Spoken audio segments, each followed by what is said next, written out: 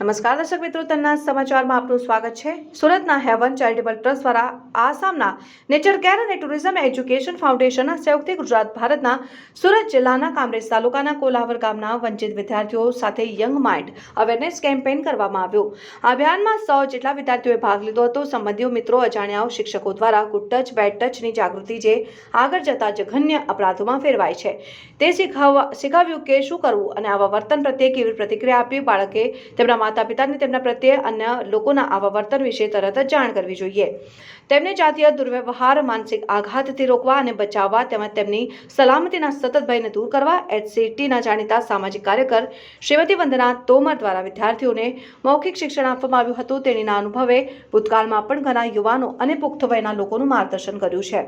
આ ઉપરાંત આસામના nature care and tourism education ફાઉન્ડેશનના પ્રમુખ શ્રી જુલિન બારોહાર દ્વારા આજે યુવા દિમાગને પર્યાવરણ અને વન્યજીવન સંબંધિત જાગૃતિ પણ આપવામાં આવી હતી। સ્વસ્થ ઇકોસિસ્ટમ અને વિદ્યાર્થીઓ સાથે સંક્ષિપ્ત વાર્તાલાપમાં ટકી રહેવા, ખોરાક અને બહેતર જીવન ધોરણ પ્રદાન કરવા જાગૃતિ ઝુંબેશ દરમિયાન વિદ્યાર્થીઓ પ્રશ્નો સાથે વળતર આપે તેનો વ્યાજબી સાથે જવાબ આપવામાં આવ્યો હતો। રિપોર્ટર દર્શન નથવાણી, તન્ના સમાચાર, સુરત।